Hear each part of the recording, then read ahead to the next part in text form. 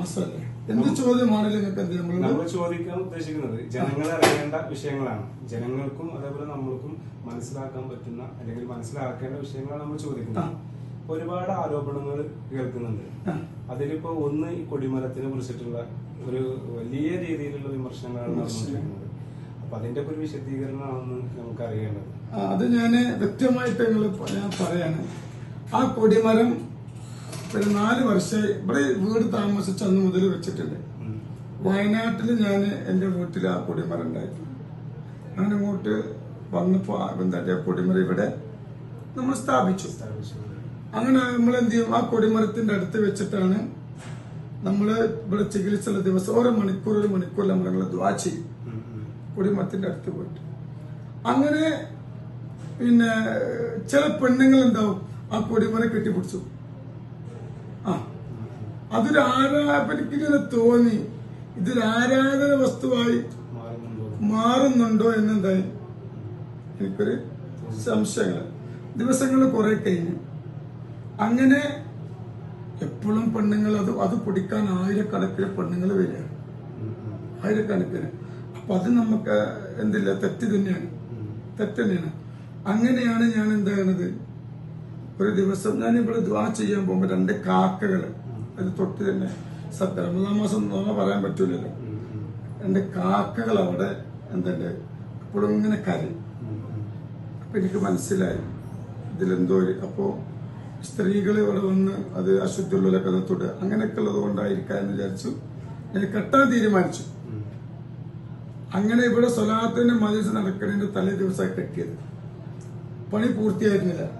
എന്നെ കാണാൻ സ്വലാത്തിന്റെ ലക്ഷക്കണക്കിന് ഉണ്ടാവും, വീട്ടിൽ വരും. അങ്ങനെ പല ആളുകൾ പൈസ തരും. അങ്ങനെ കാണാൻ കഴിയാത്ത ആളുകളില് ഒരാളിട്ട് പൈസ, ബാക്കിയുള്ളവർക്ക് എന്ത് ചെയ്യും. പക്ഷെ ഈ സംഭവം നടക്കുന്ന സമയത്ത് ഞാൻ സദസ്സിലാണ്. ഞാൻ തിരിച്ചെന്റെ വീട്ടിലൊക്കെ നേരെ വന്നു. കുടുംബത്തിലെ പൈസ ഞാൻ കണ്ടിട്ടില്ല. അതൊരു യൂട്യൂബർ ഉണ്ടാക്കി അതെടുത്ത് നല്ല നിലക്ക വിട്ടത്. പിന്നെ നല്ലത് ചെയ്താലും മോശം കണ്ടത് പൈസയാണല്ലോ, അപ്പൊ കുരു പൊട്ടൂലോ. അതാണ് ഒരു ദിവസം കൊണ്ടാണ് അത്രയും കാശ് ഉണ്ടായത്. അപ്പൊ തങ്ങളുടെ വീട്ടിൽ നിന്ന് പോകുന്ന സമയത്ത് അതിന് കാശില്ല, തിരിച്ചു വരുമ്പോ തങ്ങളെ ശ്രദ്ധിക്കുകയും ചെയ്തിട്ടില്ല. കാരണം എന്താ വെച്ചാല് ഇനിയൊരു ടൈം കൊണ്ട് ആയിരക്കണക്കിന് 2 സൈഡിലും ആയിരക്കണക്കിന് ആളുകളുണ്ടാവും. ഇവിടെ ഇന്ന് ഒരു ഓർമ്മ ശരിയാണെങ്കിൽ ഇന്ത്യയിൽ വെച്ചിട്ട് തന്നെ ഏറ്റവും വലിയ സ്വലാത്ത് നടക്കുന്ന ഒരു സ്ഥലം കൊടക്കാട്. അത്രയും റോഡ് ബ്ലോക്ക്, അത് ജനങ്ങൾക്ക് അറിയാം. അപ്പൊ അതൊരു വ്യക്തിയാണ് എന്ത് ചെയ്യുന്നത് ചെയ്ത, അപ്പൊ അത് മറ്റുള്ള ആളുകൾക്ക് സ്വാഭാവികമായിട്ട് കുരു. അപ്പൊ തങ്ങൾ ഇവിടെ വരുന്ന ആളുകളോട് കാശ് ചോദിച്ച് മേടിക്കാറുണ്ട്. കാരണം കഴിഞ്ഞ ദിവസം ഒരു ആരോപണം വന്നിട്ടുണ്ട് സ്ത്രീയുടെ. ആ സ്ത്രീ അതിൽ പറയുന്നുണ്ട് ഏകദേശം ഫസ്റ്റ് ചികിത്സക്ക് 1001 രൂപയും പിന്നെ 6000 എത്രയോട് തുക പറയുന്ന ഒരു കണക്കൊക്കെ പറയുന്നുണ്ട്. അപ്പൊ തങ്ങള് അങ്ങനെ ഇവിടെ ചെയ്യാറുണ്ട്. ആ താത്ത മറുനാടൻ ചാനലില് ഒരു അഭിമുഖം കൊടുത്തതാണ് അല്ല, ഞാൻ കണ്ടു. അത് ഞാനിപ്പോ വക്കീലൊക്കെ സംസാരിച്ച് ഞാൻ നിയമ നടപടി സ്വീകരിക്കാൻ പോവാണ്. ഞാൻ ഒരിക്കലും എന്തില്ല, ഞാൻ ചില്ലറ പൈസകൾ വാങ്ങാറുണ്ട്, നമ്മൾ പറയാൻ പാടില്ല. ഞാനിവിടെ വന്നു കഴിഞ്ഞാല് നമ്മൾ എന്തെങ്കിലുമൊക്കെ ചെറിയ ചെറിയ കാര്യത്തിന് ഇവിടെ വലിയ പൂജകളൊന്നും ഇല്ല കേട്ടോ.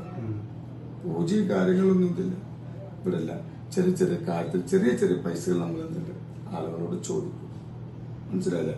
എന്നെ കാണാൻ വരുമ്പോ ചിലപ്പോൾ ആൾക്കാർ എന്തെങ്കിലും തരും, ചിലപ്പോ തരൂല. ചിലപ്പോ ഒരാൾ വന്ന് 500 തരും, അതിന്റെ ബാക്കിൽ വന്ന ആള് കഷ്ടപ്പാടെ പറയാം ഈ പൈസ എത്ര എന്ത് ചെയ്യും കൊടുക്കും. എന്റെ വീട് കണ്ടില്ലെങ്കിൽ 1600 സ്ക്വയർ ഫീറ്റ്, 1600 സ്ക്വയർ ഫീറ്റ്. മുതലുണ്ടാക്കാൻ നമുക്ക് എന്ത് ഇഷ്ടംപോലെ നമുക്ക് ഉണ്ടാക്കാം. അപ്പൊ താത്ത ഈ 6666 റുപ്യ താത്ത തന്ന് താത്ത തെളിയിക്കണ്ടായി. പിന്നെ ഇവിടെ സ്വലാത്ത് നടത്താൻ ഒരു സ്ഥലമുണ്ട്, സ്വലാത്ത് നടത്താൻ ഒരു സ്ഥലമുണ്ട്. അത് നമ്മൾ